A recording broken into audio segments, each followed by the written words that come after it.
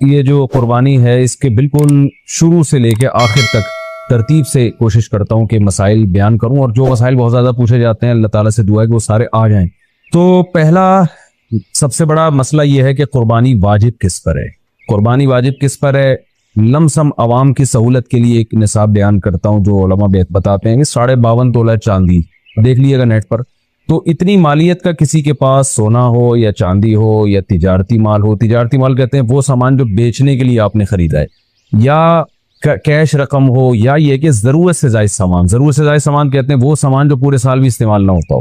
تو ایسی کوئی چیز اگر آپ کے پاس اتنی مالیت کی پڑی ہوئی ہے، یا ایک نہیں 2-4 چیزیں مل کے اتنی مالیت کو پہنچ جاتی ہیں، یعنی خلاصہ یہ نکلا کہ آپ کے جو استعمال میں آنے والی چیزوں کے علاوہ آپ کے پاس اتنی مالیت کی مال موجود ہے، اور ضروری خرچے اس میں سے نکال دیں، قرضے نکال دیں، وہ سب نکال کے بھی اتنے پیسے آپ کے پاس بچتے ہیں 50, 55, 60 ہزار تک، تو پھر آپ پر قربانی واجب ہے۔ یہ بہت مختصر بتا رہا ہوں کیونکہ اگر میں اس کی نصاب کی ڈیٹیل میں گیا تو پورا کلپ اسی میں نکل جائے گا، تو لم سم ایک بتا رہا ہوں آپ کو کہ اتنا اماؤنٹ کسی کے پاس ہو تو اس پر قربانی واجب ہے۔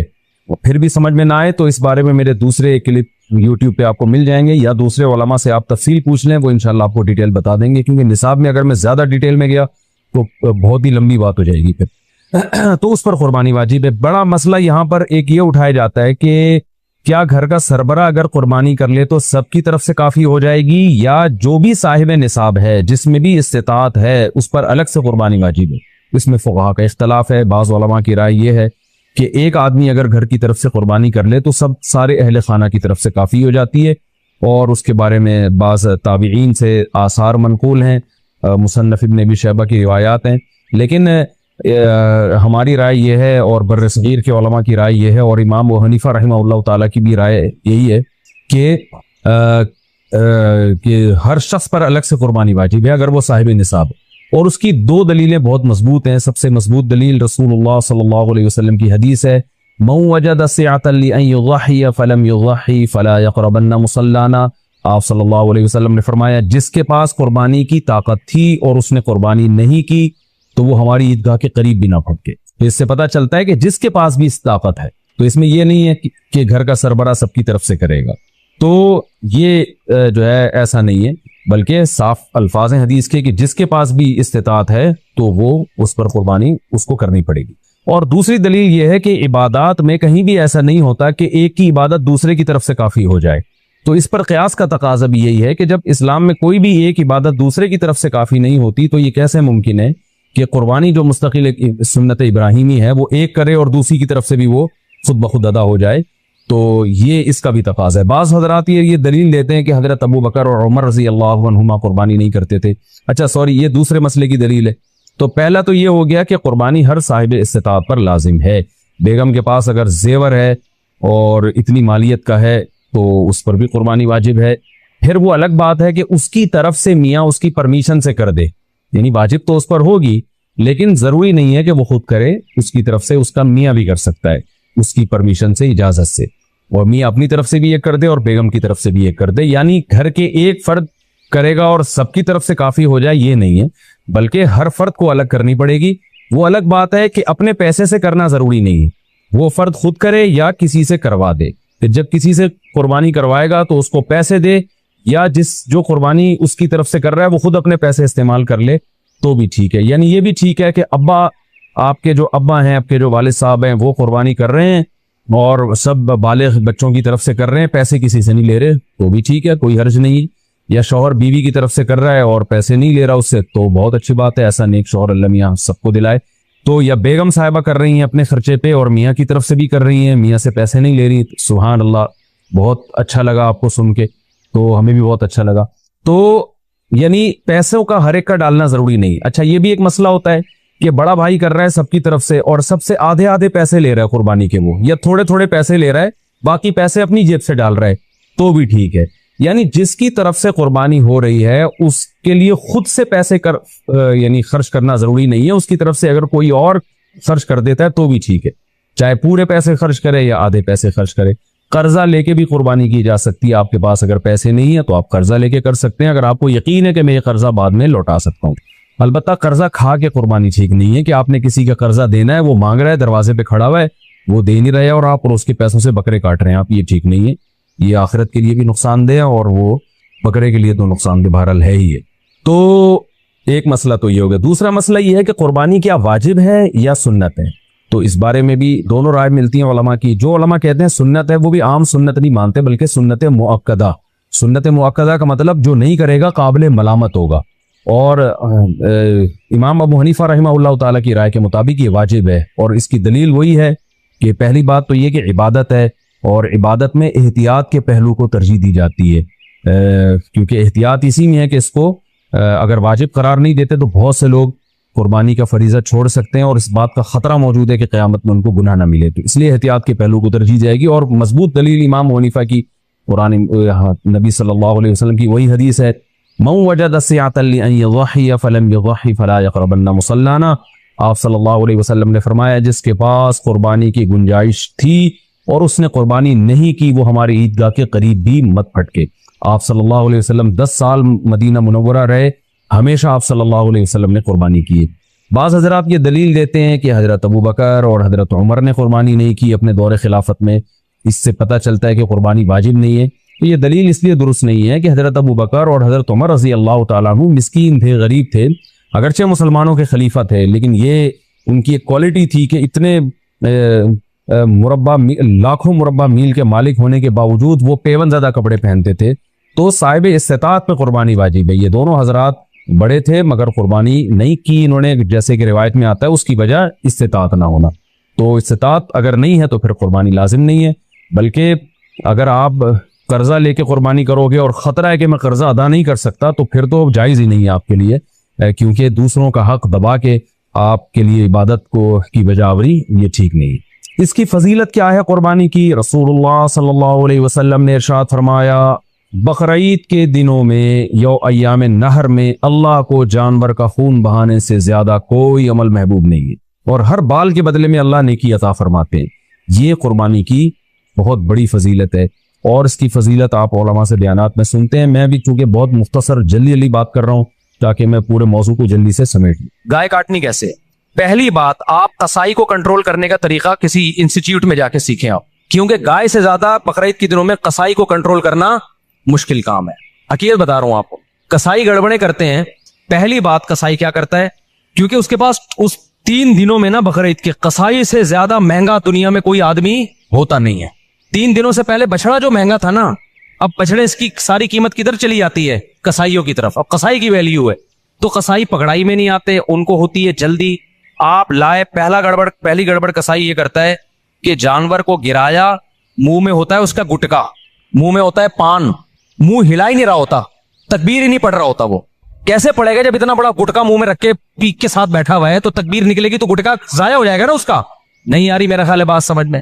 تو وہ چھری چلا رہا ہوتا ہے. ابے بھائی, تو آپ نے کیا کرنا ہے, قصائی سے بولیں جانور گرا دو, اس کی ٹانگیں قبلہ رخ کر دو. جانور کی قبلہ رخ ٹانگیں جب کریں گے تو جانور کا رخ قبلے کی طرف ہو جاتا ہے. سمجھتے ہیں نا لوگ کیا کرتے ہیں کہ وہ ٹانگیں ادھر ہیں, منہ بیچارے کا گھما رہے ہوتے ہیں اس طرف کو, ٹھیک ہے نا. تو وہ بھی جانور بزبان حال کہتا ہے بیل میں ہوں, حرکتیں تیری ہیں بیل جیسی. تو اس کو گرا کے آپ نے کیا کیا, اس کا رخ کہاں کر دیا؟ قبلے کی طرف. بلکہ اور آسان کر کے بتاتا ہوں, جو ذبح کرنے والا ہے نا اس کا رخ قبلے کی طرف ہونا چاہیے. سمجھتے ہیں بات کو؟ تو اس طرح سے جانور کو گرائیں کہ آپ کا رخ کہاں بن رہا ہو. تو پاکستان میں اس کا طریقہ یہ ہے کہ جانور کا جو سر ہے وہ ہو جنوب کی طرف. جانور کا سر کس کی طرف ہو؟ جنوب کی طرف. دم کا رخ کس طرف ہو؟ شمال کی طرف. اور ٹانگیں کس طرف ہو جانور کی؟ قبلے کی طرف. تو اس سے آپ کا ہاتھ بھی صحیح بیٹھے گا, آپ کا سینہ کس طرف ہو جائے گا؟ قبلے کی طرف ہو جائے گا. سمجھ رہے ہو؟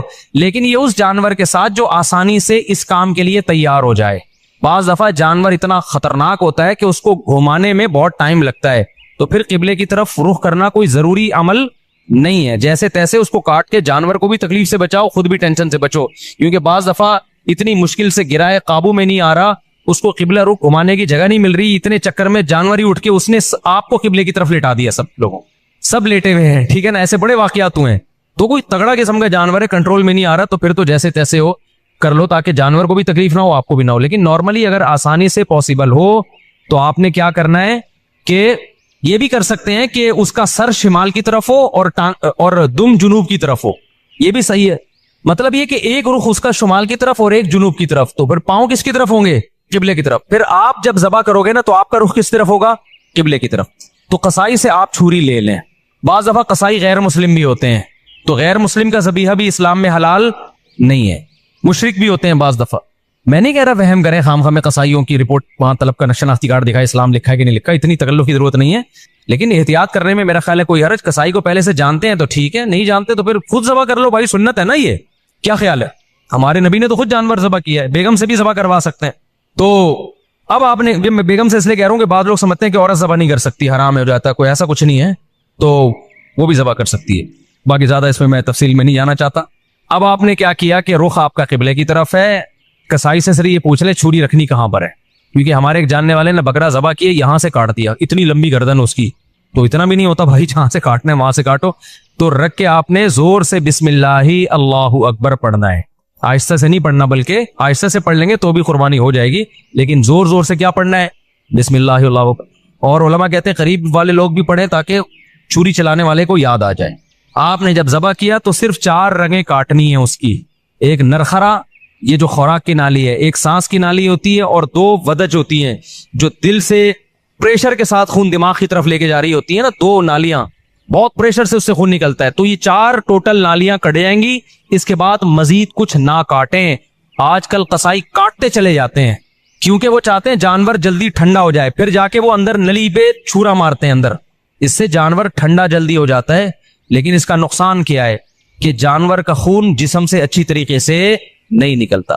ज़बाह करने में जो एक बहुत बड़ी हिकमत है वो है कि जानवर की बॉडी से उसका खून निकल जाए सारा। खून अच्छी चीज नहीं है, अब गोरे भी इस बात को मान रहे हैं, वो भी ज़बाह की तरफ आ रहे हैं कि ब्लड निकलना चाहिए, खून में बीमारियां होती हैं, खून कोई इंसानों के खाने की चीज नहीं है। तो अब अगर ये हराम मगज में जब वो मारते हैं ना छुरा, उससे जानवर के आसाब ठंडे हो जाते हैं, तो दिमाग ने जो बॉडी को मैसेज भेजा हुआ था कि इमरजेंसी लगी हुई है, तड़पो, और बॉडी तड़प रही थी, और उसकी वजह से खून क्या हो रहा था? बहुत तेजी से निकल रहा था। तो जब वो उसका सारा नर्वस सिस्टम ही खराब हो गया तो बॉडी के एहसास खत्म, बॉडी तड़पना खत्म, और ब्लड निकलना खत्म। तो कसाई लोग ये काम करते हैं ताकि जब गोश्त के अंदर खून ज्यादा रहेगा ना, आम दिनों में इसलिए करते हैं कि गोश्त में खून रहेगा तो गोश्त का वेट ज्यादा होता है, तो इकोनॉमिकली उनको वो सस्ता पड़ता है। उसके नुकसान क्या होता है? पब्लिक को बीमारियां खाने को मिलती हैं। आम गोश्त जो मार्केट में मिल रहा है ना, उसमें क्या होता है? ब्लड रह जाता है, सही तरह वो ज़बा नहीं करते, छुरा मार देते हैं अंदर, जानवर ठंडा हो गया, गोश्त में बीमारियां रह जाती हैं खून की वजह से, वो नुकसान है। और बकरीद में क्या करते हैं?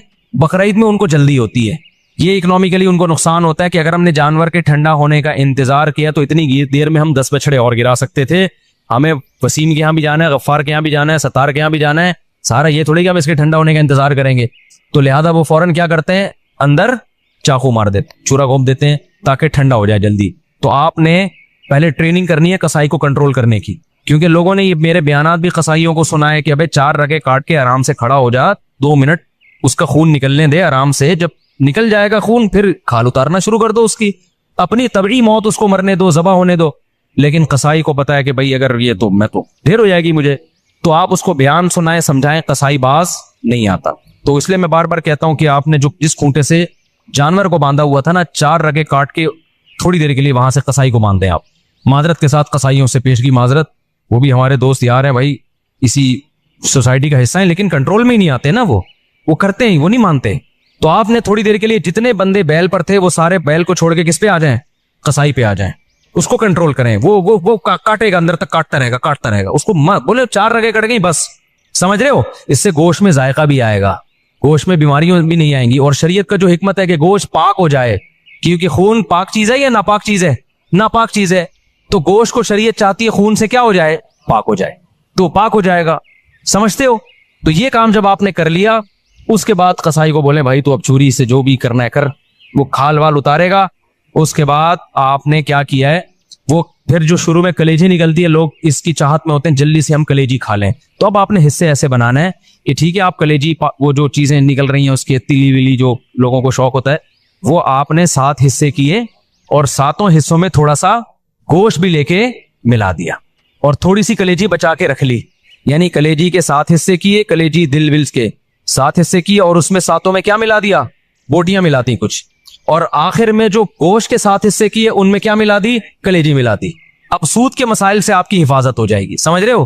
اب اگر کہیں تھوڑا زیادہ تھوڑا کم بھی چلا گیا نا تو سودی حکام جاری نہیں ہوتے. پھر آخر میں پھر بھی بہتر ہے تول دیں تاکہ لوگوں کو بھی نہ ہو نا, تولنے میں لوگوں کے دل بھی صاف رہتے ہیں کہ پتہ نہیں کیا ہے برتن میں نہیں ہوتا صحیح دفعہ. سمجھ رہے ہو کہ نہیں سمجھ رہے؟ یہ کام آپ نے کرنا ہے. ایک اہم بات, قصائی کو اجرت میں گوشت دینا جائز نہیں ہے.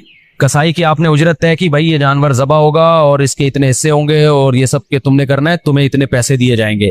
اگر وہ کہتا ہے میں پٹ کا گوشت لے کے جاؤں گا تو قربانی کے جانور کے گوشت کو کمیشن یا اجرت کے طور پر استعمال بولو نہیں کر سکتے, کیونکہ اس کا مطلب آپ اس گوشت سے معاشی فائدہ اٹھا رہے ہو, پیسے بچا رہے ہو نا. ایک طرح آپ کے ہم نے تو پیسے اس کو پورے دیے, تو پیسے پورے دیے لیکن یہ ایگریمنٹ کا حصہ ہے. تو آپ نے قصائی کو مایوس کر دینا ہے کہ بھائی آپ کو صرف پیسے ملیں گے, باقی اخلاقی طور پر جب کلیجی گھر سے پکے آئے گی تو جہاں سب کھا رہے ہوں گے آپ بھی کھا لینا, کوئی منع تھوڑی کریں گے. الگ سے اس کا کوئی گوشت میں حصہ نہیں ہونا چاہیے, سمجھتے ہو؟ اس کو مایوس کر دیں آپ کہ پیسے ملیں گے. اور پھر آخر میں جب آپ گوشت بانٹ رہے ہوں تو کسی کو بھی دے دیں, پھر اس میں قصائی کو بھی دینے میں کوئی حرج نہیں ہے. لیکن آج کل یہ عرف بن چکا ہے, قصائی لازمی گوشت کا حصہ لے کے جاتے ہیں, پھر وہ بیچ رہے ہوتے ہیں بقرعید کے بعد دکانوں میں بک رہا ہوتا ہے پھر وہ, سمجھ رہے ہو؟ کھال کے بارے میں کیا حکم ہے؟ کھال جانور کی یا تو آپ استعمال کر لیں, کسی کو بھی دے دیں شرکا میں سے, اس کی کھال کو آپ نمک وغیرہ لگا کے استعمال کر لیں, جائے نماز بنا لیں, بڑی بہترین چیز ہوتی ہے. اور اگر آپ نے اس کو بیچ دیا تو پھر اس کی قیمت صدقہ کرنی پڑے گی, پھر آپ اس کی قیمت استعمال نہیں کر سکتے. تو ڈائریکٹ کھال صدقہ کرتے ہیں یا بیچ کے قیمت صدقہ کرتے ہیں. اور ویسے استعمال کرنا چاہے تو کھال استعمال ہو سکتی ہے, وہ مسلح بنایا جا سکتا ہے, اس کا کچھ بھی بنایا جا سکتا ہے, مشکیزہ بنایا جا سکتا ہے. پہلے زمانے میں تو لوگ یہی کچھ کرتے تھے. یہاں تک بات کھوپڑی شریف میں آ گئی ہے. تو اچھا, ایک اہم کام آپ نے یہ بھی کرنا ہے کہ بھائی قربانی کے وقت نا ذکر اذکار کا ہونا چاہیے, شور شرابے کا نہیں ہونا چاہیے. یہ عبادت ہے, اللہ کے حکم پہ آپ اللہ کے مسخر کردہ جانور کو کاٹ رہے ہو, اللہ کے دربار میں پیش کر رہے ہو, تو یہ عبادت کا وقت ہے. اس میں جس قسم کا ہلہ گلہ ہو رہا ہوتا ہے یہ اس موقع پہ بالکل سوٹ نہیں کرتا. گوشت کھاتے ہوئے آپ ہلہ گلہ کر لیں, شام کو تکے بن رہے ہیں تھوڑا ہنسی مذاق کر لیں, لیکن جب جانور ذبح ہو رہا ہے نا تو اس وقت یہ ہنسی مذاق کا ٹائم نہیں ہے. اس وقت کس چیز کا ٹائم ہے؟ اللہ کے ذکر. دعا پڑھے, انی وجہت وجہی للذی فطر السماوات والارض حنیفا وما انا من المشرکین. اے اللہ میں نے اپنے رخ کو ذات کی طرف پھیر لیا جس نے آسمانوں اور زمین کو پیدا کیا, میں شرک کرنے والوں میں سے نہیں ہوں. صرف تیرے نام پہ جانور کاٹوں گا, کسی اور کے نام پہ نہیں کاٹوں گا. ان صلاتی ونسکی ومحیایا ومماتی للہ رب العالمین. میری نماز میری قربانی صرف کس کے لیے؟ اللہ کے لیے. تو اس طرح کے الفاظ زبان سے عربی میں یا اردو میں دہرائیں, اے اللہ یہ ہماری طرف سے ہے, اس کو تو اپنے دربار میں قبول کر لے. اس وقت جو ہلہ گلہ باجے پوں پوں اچھل کود, یہ بہت غلط حرکت ہے. سمجھ رہے ہو کہ نہیں؟ بالکل ایسے موقع پہ مسلمان پہ یہ چیزیں سوٹ نہیں کرتی. جو عبادت کا موقع ہے اس میں آپ اس طرح کی انٹرٹینمنٹ کر رہے ہو کہ پتہ ہی نہیں چل رہا کہ کوئی شادی ہو رہی ہے یا عبادت ہو رہی ہے. سمجھ رہے ہو کہ نہیں سمجھ رہے؟ یہ کام کرنا ہے آپ نے. اس کے بعد جب جانور کٹ جائے اور حصے ہو جائیں تو آپ نے کیا کرنا ہے؟ اگر آپ غریب ہیں, آپ کے بچوں کی تعداد زیادہ ہے, گوشت کھانے کو کم ملتا ہے سال میں غربت کی وجہ سے, فیملی بڑی ہے, تو سارا گوشت خود ہی کھا لیں. پھر ایک حصہ صدقہ کرنا یہ افضل بھی نہیں ہے, کیونکہ اپنے بچوں کا حق پہلے ہے, دوسروں کا حق اسلام میں بعد میں. بعض ایسے غریب ہوتے ہیں بیچاروں کو پورے سال گوشت نہیں ملتا, اب انہوں نے پیسے جمع کر کے قربانی کر لی تو کھاؤ بھائی, ٹھیک ہے نا, پھر صدقہ نہ کرو. لیکن اگر اللہ نے آپ کو مالی وسعت دی ہے, آپ پورے سال گوشت کھاتے رہتے ہیں, تو پھر 1/3 گوشت کیا کر دیں؟ کم سے کم بولو صدقہ کر دیں, افضل ہے. کیونکہ قرآن کہہ رہا ہے کلوا منہا, خود بھی کھاؤ اور مسکینوں کو بھی کھلاؤ. تو کم سے کم 1/3 گوشت کیا کر دیں آپ؟ وہ صدقہ کر دیں, آپ لوگوں کو کھلا دیں. آپ سمجھتے ہو کہ نہیں سمجھتے؟ دوسرا کام, باقی 1/3 کا کیا کرے؟ وہ رشتہ داروں کو دے دیں. لیکن اگر رشتہ داروں نے بھی قربانی کی پھر نہ دیں ان کو, تو 2/3 کھا لیں. لیکن 1/3 کوشش کریں کیا کرے بھائی؟ صدقہ کر دیں. یہ مالداروں کے لیے, غریب آدمی کیا کرے؟ پورا کھا جائے, ٹھیک ہے نا. اللہ کی طرف سے ضیافت ہے, بار بار موقع ملتا نہیں تو پھوڑ دے. اچھا, پھر تیسری بات, قربانی کے گوشت کو ایک بہت اہم مسئلہ ہے کہ بعض لوگ ساری قربانی صدقہ کر رہے ہوتے ہیں کہ اپنے ملک میں اپنے گھر میں کرنی نہیں ہے, بلکہ ہم نے کیا کرنا ہے؟ دوسرے ملک میں, غریبوں کے ملک میں کرنی ہے. جیسے امریکہ اور UK میں لوگ کر رہے ہوتے ہیں, وہاں نہیں کر رہے قربانی, یار ساری پاکستان میں کر دو, غریبوں کو کھلا دو. یہ مناسب نہیں ہے. آئی بات سمجھ میں؟ کیونکہ قربانی میں یہ اصل صدقے کا حکم نہیں ہے. اصل صدقہ بھی ہے اس میں ضمناً. اصل تو حکم یہ ہے کہ بقرعید کے 3 دن ہیں, اللہ چاہتا ہے میرے نام پہ جانور کاٹو اور پھر اللہ کی طرف سے آپ کے لیے اس کی میزبانی ہے. اللہ میاں کہہ رہے جانور ذبح کرو اور کیا کرو, پھر کھاؤ اللہ کی نعمت. آپ کہہ رہے میں نہیں کھاؤں گا, میں کیا کروں گا, میں پاکستان میں قربانی کروں گا, میں انڈیا میں کروں گا, میں افریقہ میں کروں گا, میں خود کچھ بھی نہیں کھاؤں گا. تو میں یہ نہیں کہہ رہا کہ حرام ہے ناجائز ہے, قربانی کا ثواب تو ملے گا, لیکن یہ ایک نوعیت کا اعراض ہے اللہ کی ضیافت سے. روزہ حرام کر دیا تاکہ آپ گوشت سے اوائڈ نہ کریں. اس لیے علماء یہ کہتے ہیں کہ آپ ٹھیک ہے باہر ملک میں قربانی کریں غریبوں کے لیے, کم سے کم ایک حصہ آپ اپنے ملک میں جہاں آپ رہتے ہیں وہاں کریں, اس لیے تاکہ قربانی کا گوشت آپ کے گھر میں آئے اور آپ اس گھر کو اس گوشت کو کھائیں. اب مالدار لوگ کہتے ہیں ایکچولی ہمیں ضرورت نہیں ہے کھانے کی, ہم پورے سال کھاتے ہیں, ہمیں کیا ضرورت. میں نے دیکھا ایسے مالداروں کا, ہم تو کھاتے ہیں پورے سال ہی گوشت کھاتے ہیں. فون کیا اپنے خادم کو, یار تم ایسا کرو وہ وہیں عیدی سینٹر میں ذبح کر کے وہیں غریبوں کو بانٹ دو. اور بھائی آپ کو کب, ہم نے کب کہا کہ آپ نہیں کھاتے؟ یہ والا وہ والا نہیں ہے جو آپ پورے سال کھاتے ہیں. سمجھ میں آ رہی ہے بات؟ یہ وہ والا گوشت نہیں ہے جو آپ پورے سال کھاتے ہیں. دیکھو آپ کے ابا نے آپ کو بلایا, آپ گئے, آپ کے ابا نے بڑی خوشی کا اظہار کیا میرا بیٹا آج مجھ سے ملنے کے لیے آیا ہے, اور آپ کے ابا نے آپ کے لیے دال چاول لا کے رکھ دی. آپ کا ابا میں دال چاول, میں تو ویسے ہی اتنا کھاتا پیتا آدمی ہوں, میں تو کوفتے کھاتا ہوں اور ابھی بھی میں نے تھوڑی دیر پہلے برگر کھایا, تو ایکچولی یہ آپ لائیں میں دے دوں, شاپر میں ڈال کے دے دیں, میں کسی محلے میں کسی کو صدقہ کر دیتا ہوں. آپ نے شاپر میں ڈالا اور آپ نے کہا صدقے کا ثواب لوں گا میں. ابا کو غصہ آئے گا کہ نہیں آئے گا؟ ابے تو مجھے خوش کرنے کے لیے دھونے والے کھا لیتا ہے اس میں سے, میں نے تیرے لیے بنائے ہیں. تو جس میں تکبر ہوگا وہ نہیں کھائے گا, جس میں تواضع ہوگی وہ پیٹ بھرا ہوا بھی ہوگا نا, تو ابا کے سامنے دال چاول ایسے کھائے گا جیسے کئی دن کا بھوکا ہوں میں. کیا خیال ہے بھائی؟ ایسے کھائے گا جیسے کئی دن کا بھوکا ہوں.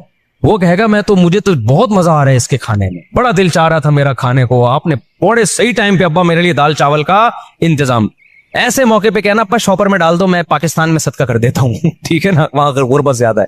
تو یہ جو باہر ملکوں میں, لندن میں, امریکہ میں لوگ اپنے گھر میں ذرا بھی قربانی نہیں کرتے, یہ غلط کرتے ہیں. ٹھیک ہے آپ پاکستان غریب ملک ہے, یہاں بھی قربانی کر لیں, لیکن اگر ایک ہی حصہ کرنا ہے نا تو پھر اپنے گھر میں کریں, صدقہ بعد میں کر دینا آپ. کیونکہ اللہ میاں یہ گوشت, یہ وہ بکرا نہیں ہے جو آپ روزانہ کاٹ کے کھاتے ہیں, یہ وہ بکرا ہے جو کون کھلا رہا ہے؟ اللہ کھلا رہا ہے. تو اس میں تکبر کہ ایکچولی ہمیں تو ضرورت نہیں ہے, ایکچولی ٹوپی ڈرامے چھوڑ دو بھائی, اللہ کھلا رہا ہے, شوق سے کیا کرو, کھاؤ. اللہ نے ہمیں بھی رزق دیا الحمدللہ. مجھے یاد ایک دفعہ بقرعید میں کیا ہوا کہ جی وہ میرا سفر تھا, اب دال چاول ہی مل رہی ہے بقرعید کے دن, مجھے اتنا غصہ آیا, یار آج وہ ہماری عید کا دن ہے, کہیں سے گوشت لے کر آؤ بھائی قربانی کا. میں نے ساتھیوں کو ہلا دیا, پھر انہوں نے انتظام کیا بھائی وہ فلاں جگہ. میں نے کہا بھائی گوشت کھائیں گے یار, ہم یہ پاگل, تو ہم مسلمان ہیں بھائی, بقرعید کے دن ہم پاگل ہیں مرغی چکن بریانی مجھے لا کے بقرعید میں رکھ دی سفر کی وجہ سے نا. میں نے کہا ہم نہیں کھائے گا چکن بریانی, ہمیں قربانی کا کیا چاہیے, گوشت. اللہ کو یہ ادا ایسے موقع پہ کیا ہوتی ہے, پسند ہوتی ہے. ہمارے نبی کو کھانے پینے کا بالکل شوق نہیں تھا. سب سے زیادہ کھانے پینے سے اوائڈ کس نے کیا ہے؟ سید الانبیاء محمد صلی اللہ علیہ وسلم نے. آپ تو فاقوں سے رہتے تھے, بقرعید کے دن آپ کھاتے نہیں تھے جب تک جانور ذبح نہ ہو جائے اور پہلا نوالا گوشت کا آپ کے پیٹ مبارک میں نہ جائے. سمجھ رہے ہو کہ نہیں سمجھ رہے؟ اپنا شوق دکھانے کے لیے کہ ہم آج نہیں کھائیں گے, پہلا نوالا کیا جائے گا ہمارے پیٹ میں, قربانی کے گوشت کا. تو اللہ سے استغنا مت دکھاؤ, اللہ کے سامنے تکبر بولو مت کرو, وہاں عاجزی ظاہر کرو. اللہ ہم تو کھاتے رہتے ہیں, وہ بھی تو ہی کھلاتا ہے, اپنے خرچے پہ کون سا کھاتے ہیں ہم, ٹھیک ہے نا. سو ان دنوں میں تو کھلائے گا ہم کھائیں گے. تو اس لیے بقرعید کو کوشش کریں ناشتہ بھی نہ کریں قربانی کے, لیکن یہ قربانی کے گوشت جب ٹائم پہ مل جائے, ورنہ آج کل جو قربانی کا گوشت کسائی لوگ عصر میں تیار کر رہے ہوتے ہیں تو پیٹ کمر سے چپک کے خود قربانی کا بکرا بنا ہوا ہوتا ہے آدمی. پہلے زمانے میں ٹھک ٹھک ٹھک قربانی ہوتی تھی. تو اس لیے بقرعید کے دن جو ہے نا, جو یورپ امریکہ میں لوگ رہتے ہیں, بھائی اپنے گھر میں قربانی کا گوشت لایا کرو, کھایا کرو, بچوں کو بھی کھلاؤ. بولو, بچے پوچھیں ابا آج کیوں بکرے وکرے کھائے جا رہے ہیں؟ بیٹا یہ ہمارا عید کا دن ہے اور یہ ضیافت کس کی طرف سے ہے؟ اللہ کی طرف سے. آج ہم گوشت کھائیں گے. سمجھتے ہو کہ نہیں سمجھتے ہو؟ ہاں, جس کو پرہیز ہے بڑے گوشت سے وہ بکرا کھا لے. ایسا نہ ہو کہ اتنا فارم میں آ جائے کہ ڈاکٹر نے منع کیا ہوا ہے بڑا گوشت کھانے سے. بعض لوگ یہ بھی کر رہے ہوتے ہیں, بھائی اللہ میاں نے جب کھلا رہا ہے تو میں تو کھاؤں گا. ڈاکٹر کہہ رہے تو گائے مت کھا, ٹھیک ہے نا, تیرا کولیسٹرول بہت بڑھ چکا ہے. آپ کہہ رہے ہو اللہ کھلا رہا ہے, تو اللہ تو کھلا رہا ہے, لیکن اللہ کہہ رہا ہے پہلے اپنی صحت بھی دیکھو نا. تو اپنی صحت کے حساب سے آپ نے کیا کرنا ہے, اس کو کھانا ہے. تو اللہ کا شکر ہے اب تک ہماری صحت تو افورڈ کر رہی ہے, ہم کھا لیتے ہیں, تو ہم تو کھائیں گے بھائی. تو اس لیے خوشی سے کھایا کرو, رغبت سے کھایا کرو. ہمارے نبی نے جب حج کے موقع پہ ईद उल अजहा के दिन 100 ऊंट ज़बह करवाए आपने, 100 ऊंट, 60 अपने हाथों से किए, बाकी हजरत अली से करवाए, नहर करवाए। और शदीद भूख का टाइम था क्योंकि हज किया आपने, कितनी थकावट होती है 10 जिलहिज्जा को हाजियों को। मैंने जब ये हदीस सुनी ना, मुझे बड़ा मजा आया क्योंकि हमारे पेट भी कमर से चिपका हुआ था हज में, भूख से हालत खराब हो गई थी। तो फिर वो हदीस आई सामने कि नबी सल्लल्लाहु अलैहि वसल्लम जब शदीद भूख की हालत में, शदीद थकावट में, तो आपने सहाबा से पूछा अलैसा हादा यौमुन नहर, क्या ये कुर्बानी का दिन नहीं है? कितना मजा आया होगा ना कि ये दिन कौन सा है भाई, ये तो कुर्बानी का दिन है, ये तो खाने पीने का दिन है। साहबा ने कहा हाँ या रसूल अल्लाह। आपने 100 ऊंट नहर करवाए, फिर हर ऊंट का गोश्त जमा करके उसकी यखनी बनाई गई और उस यखनी को आप सल्लल्लाहु अलैहि वसल्लम ने पिया, ताकि 100 के 100 ऊंट जो अल्लाह के नाम पे ज़बह हुए हैं सबसे तनावुल करने का मौका मिल जाए। तो हमारे नबी तो इस्तिगना नहीं कर रहे कि मैं क्यों खाऊं भाई, ठीक है ना। और कितना जबरदस्त मजा आया होगा ना, वो गोश्त की यखनी कितनी मजे की होती है। भूख की हालत में जब आप यखनी खाएं, आप लोग को ना भूख लग रही है ना गोश्त का मजा है, तो आप लोग की समझ में बातें बिल्कुल, एक 4 शादियों की बातें आपकी समझ में नहीं आएंगी, एक गोश्त खाने की बातें आप लोग की समझ में नहीं आएंगी। इसके लिए कुछ दिन माहौल बदलना पड़ेगा आपको, ठीक है ना। क्योंकि टमाटर, खीरे, ककड़ियां, पिज़्ज़े, बर्गर खा खा के ना अब वो गोश्त वाला सेटअप क्या हो गया है, खत्म। आपको तो मैं ये बताऊं कि ईद के दिन आप 3 पिज़्ज़े खाएं भूख में, एकदम आप सब जोश में आ जाएंगे, देखना। तो हमने तो पिज़्ज़ों का आदी नहीं बनाया अल्हम्दुलिल्लाह अपने आप को, इसलिए हमें गोश्त का मजा आता है। तो ऊंट के नबी सल्लल्लाहु अलैहि वसल्लम ने 100 ऊंट ज़बह किए और 100 की 100 में से क्या किया है, उसका शोरबा बना के आपने पिया है, गोश्त भी खाया होगा यकीनन।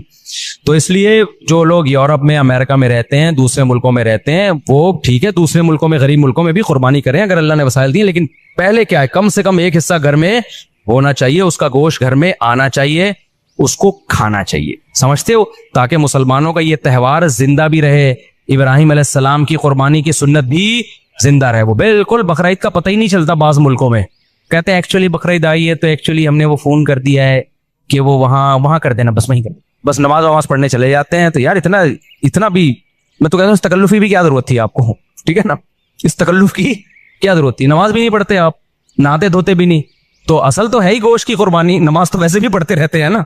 तो खा लो, अल्लाह के मशवरे पे खा लो अगर आपको जरूरत नहीं भी है। अगर 3 अफराद 2-2 हिस्सा लें और एक हिस्सा बच जाए तो क्या वो एक हिस्सा बाकी 3 अफराद मिलकर ले सकते हैं या बाहर से किसी को दें? ये बहुत अहम मसला है। लोग ये समझते हैं कि गाय में 7 हिस्से ही जरूरी हैं, जब तक वो 7 हिस्से नहीं होंगे कुर्बानी नहीं होगी। ये बिल्कुल गलत है। गाय में ज्यादा से ज्यादा 7 हिस्से हो सकते हैं, कम से कम 6 भी हो सकते हैं, 5 भी हो सकते हैं, 4 भी हो सकते हैं, 3 भी हो सकते हैं, 2 भी हो सकते हैं। नहीं यही बात समझ में, मिसाल के तौर पर 2 आदमी गाय लेकर आए, आधी एक की हो गई, आधी एक की, तो 2 हिस्से हो गए। 3 आदमी गाय लेकर आए, 1/3 एक की, 1/3 एक की, 1/3। अब ये नहीं कि ये 1/3 में आगे मुंह वाला हिस्सा तुम्हारा, बीच वाला, पूरी गाय में 1/3। 4 आदमी गाय लेकर आए, ये एक आदमी लेकर आया, 3 आदमियों को हिस्से बेच दिए उसने, टोटल 4 बराबर हिस्से कर दिए। लोग समझते हैं कि अब 3 आदमी हैं तो एक 4 हिस्से ले, 2 आदमी है तो एक 4 हिस्से लेगा, एक 3 हिस्से लेगा। ये जरूरी नहीं है, समझ रहे हो। इस तकल्लुफ की बिल्कुल भी जरूरत नहीं है, कर लिया तो भी कुर्बानी हो जाएगी। तो ये 7 से ज्यादा लोग शरीक नहीं हो सकते, 7 से कम 6 भी हो सकते हैं, 6 बराबर बराबर हिस्से कर लिए जाएं, ठीक है। अच्छा, गाय के हिस्सों को मेरे भाई खूब समझ लो, गाय या ऊंट में जब 7 लोग या 4 लोग या 3 लोग शरीक हुए तो जितने भी शरीक होंगे तो खूब समझ लें, गाय के 7 हिस्से जो किए जाएंगे या 3 या 4 हिस्से, वो तोल के करना जरूरी है, अंदाजे से करना जायज नहीं है, चाहे सारे राजी भी हों, क्योंकि गोश्त सूदी अमवाल में से है। एक बोटी भी ज्यादा चली गई तो वो सूद के हुक्म में होगी, क्योंकि जब हम हिस्से तकसीम कर रहे होते हैं तो असल में बैओ शिरा का अमल हो रहा होता है, खरीदो फरोख्त का, कि आपका हिस्से का जो गोश्त है वो मैंने खरीदा, उस गोश्त के बदले में जो मेरे पास है वो मैंने आपको बेचा। तो गोश्त के बदले में जब गोश्त बिकता है तो वजन में तोल जरूरी है, जरा सा भी ज्यादा हो गया तो वो क्या है, रिबा है, सूद है, और जब वो सूद उसमें शामिल होगा तो वो सबके लिए नाजायज हो जाएगा। लिहाजा या तो तोल के तकसीम करें या सूद से बचने के लिए एक काम कर लें कि 7 हिस्सों में कलेजी मिला दें, क्योंकि जब एक जिन्स में दूसरी जिन्स शामिल होती है फिर जो इजाफा होता है ना वो मुखालिफ जिन्स की तरफ निस्बत कर दी जाती है उसकी। ये सूदी आकाम है, समझ में आ जाए ठीक है, नहीं आए तो वो फिर किसी और वक्त बैठ के छांव में आइएगा, समझा दूंगा बैठ के, अभी तो मसले पर अमल कर लें, समझ रहे हो। तो आपने क्या करना है कि जब गाय कटेगी, ज़बह होगी, 7 حصوں میں ڈیوائڈ کیا, اس کو 7 میں تھوڑی تھوڑی کلیجی رکھ دی, سمجھتے ہو, اور کلیجی کے بھی 7 حصے کیے شروع میں, 7 میں تھوڑا تھوڑا گوشت بھی رکھ دیا تاکہ کلیجی میں بھی سود کا حکم نہ ہو اور گوشت میں بھی سود کا حکم نہ ہو.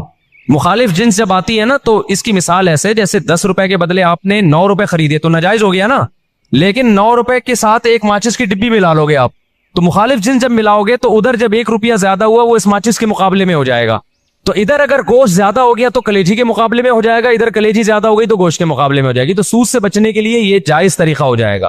ہیلے کی 2 قسمیں, ایک ہیلا وہ جو حرام کی طرف جانے کے لیے ہوتا ہے, ایک ہیلا وہ ہوتا ہے جو سود سے بچنے کے لیے ہوتا ہے. تو یہ ہیلا جائز ہیلا ہے. آج کل بعض اسکالرز ایسے آگے کہ ہیلے اسلام میں جائز نہیں, تو ہیلا تدبیر کے معنی میں, کیونکہ ایسے ہیلے نبی نے خود بتائے ہیں ہمیں سود سے بچنے کے لیے. سمجھتے ہو کہ نہیں سمجھتے؟